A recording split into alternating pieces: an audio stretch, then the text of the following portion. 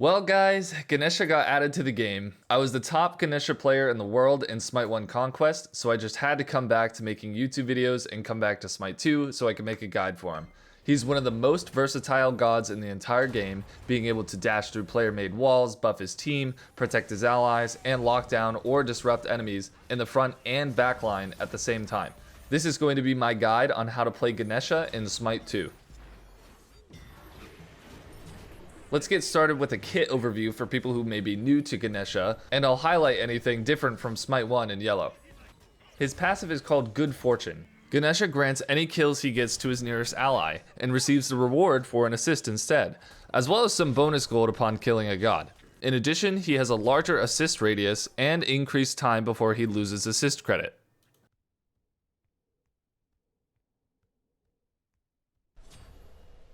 His first ability is called Turn of Fate. It is a line attack ability that passes through everything, dealing damage to enemies it hits. For each enemy hit, he grants a stack of % damage increase to himself and nearby allied gods. This stacks up to 5 times. Hitting gods with this ability provides 2 stacks of damage increase and marks them for a short duration. When marked, if the enemy god is hit by hard CC, they take additional damage.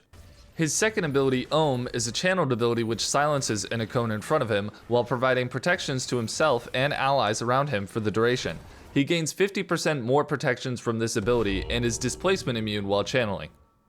His third ability, Remove Obstacles, is a dash line attack that goes through player-made walls, passes through and damages minions but stops at the first god hit.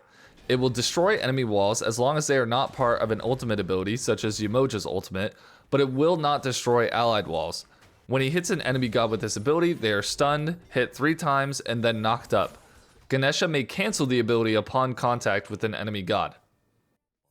His ultimate ability, Dharmic Pillars, summons 4 pillars in a square with persistent damage fields connecting them all, dealing damage to enemies that pass over them. This field also slows and reduces protections for a short time. The initial tick deals full damage, with following ticks dealing reduced damage. Each tick of damage reapplies the slow and protection debuff. When you play Ganesha, you will want to max your abilities in the order of your ultimate, your first ability, then your second ability, and then your third ability. You can also split level the 2 and the 3 if you want. I don't really think that matters too much, but your 2 does reduce in cooldown by a lot when it's leveled. To start each game, you should level your 1 first, then your 3, and then either your 2 or your 1 again, depending on how useful the silence would be to you in lane. After that, then you can just go back to the normal leveling order I mentioned.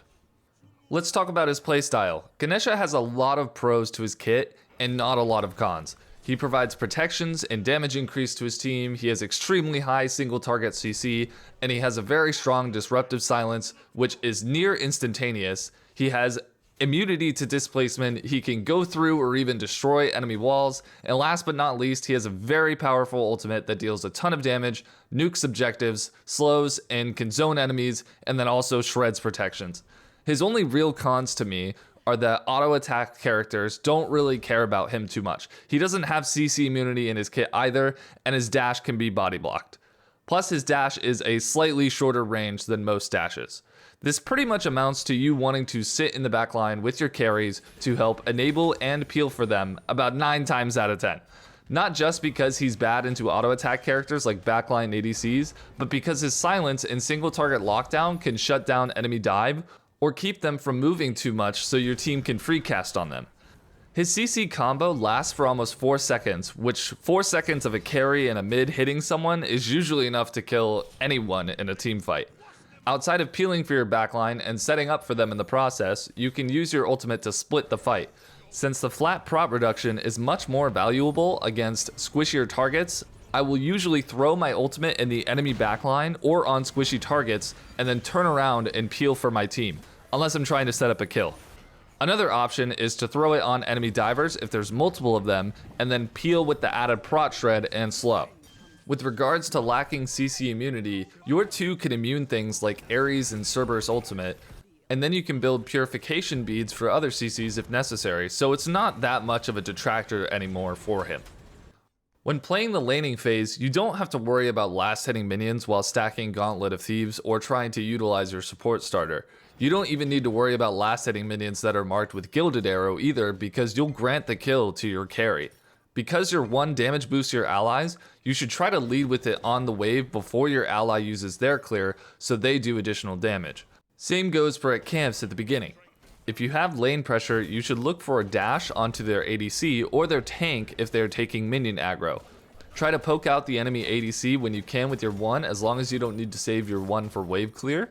If you hit 5 before the enemy does, you pretty much want to just drop your ult on them right away and then take the fight if they're near you and if you're not too poked out.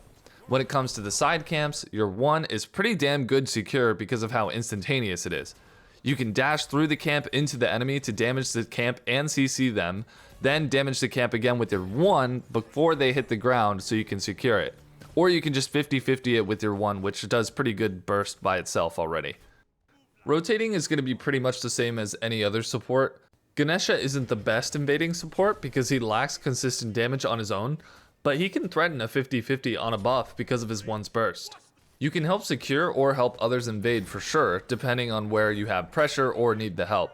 It's also smart to play mostly in the lanes where your CC would be most effective, so that would be against gods that don't have slow immunity, don't have leaps, or don't have CC that you would maybe struggle to deal with, such as Hades' ultimate, Uller Axe, Scylla Root, or Aladdin ultimate.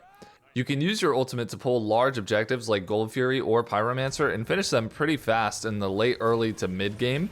Alternatively, you can drop your ultimate on an objective to steal it or keep enemies from dropping it without taking heavy damage. You don't really want to siege unless you have your ultimate. The way you'll want to play it is by creating space so your backline can get in, which usually means poking out the enemy backline and peeling for your backline at the same time. The best way to do this would be to throw your ult on the enemy backline squishies, then save your 2 and 3 to peel for your backline or set up a kill. That's pretty much all I have in terms of advice for sieging. It's pretty straightforward how you want to approach it. As of right now, I think a few items are absolutely core on Ganesha, and those would be Gauntlet of Thieves, Heroism, Stampede, and Talisman of Purification. I think having Purification and Stampede for your backline is extremely helpful because you can immune ultimates or help your team escape dive. Stampede can also be used offensively to snowball a fight or begin an engagement. Heroism and Gauntlet of Thieves together provides a large shield to your teammates when they get dove and CC'd. Pretty much everything else is flexible. A few good flex items would be War Banner, Freya's Tears, Jade Scepter, Ruinous Ankh, Chronos Pendant, Stone of Binding, Hide of the Nemean Lion, or Spectral Armor. War Banner is fine if the enemy team doesn't have a lot of CC, but in general I think Heroism is better because you can stack Gauntlet so easily for all that extra HP to benefit the proc. Ruinous Ankh would be for anti-heal, Freya's Tears would be for added protections and lots of CDR, which is always helpful in support, Jade Scepter for some additional peel, Erosion for anti-shield, Chronos Pendant for a ton of CDR, Stone of Binding for some protection shred on the targets that you CC, Spectral Armor for anti-crit, and Nemean to counter basic attack damage when most needed. If you want to maximize your damage on a single target, you will want to first cast your 1, then ult them, and then try to dash into them while they're standing on the ultimate damage field. That is the best way to maximize your damage output against a single target. Patience is everything with Ganesh. Make sure you are using your abilities at opportune times and not just casting them all willy-nilly.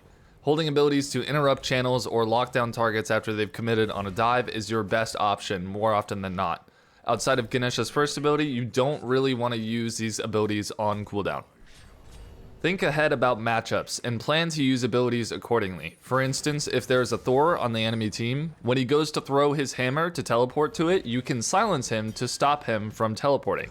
Or if there's a Cerberus on the other team, you can stop his 2 with your dash and immune his ultimate with your silence. Or you can silence his 2 if you're not worried about being ulted. Things like that. Always be with someone. Never go anywhere by yourself, as your character benefits a ton from granting farm and kills to allies. Oftentimes, it is nice to save your 1 for securing a camp while your teammate does the majority of the clear if you're concerned about being contested. Keep your eyes on the enemy jungler. Ganesha is very good at ruining junglers' lives, as long as they are ability-focused junglers such as Thor, Susanoo, Fenrir, or Loki. It's almost always a good idea to sit in the back with your squishies to prevent dive. Your dash knocks enemies up, so much so that you can actually walk underneath them and then body block them. Consider using your dash not to only lock down, but then follow up with body blocking movement afterwards. Don't be afraid to use your ultimate on objectives to help shred. It's on a pretty low cooldown. You can also position it in ways that help zone the enemy off too. It's also a decently good stealing tool if you need to try to steal an objective like FG or Gold Fury, as the initial tick does a lot of damage. I hope you all find this guide useful. Let me know if you find anything else or think of anything else that I may have missed in the comments. Good luck out there, or should I say good fortune, and happy smiting. Grant us good fortune.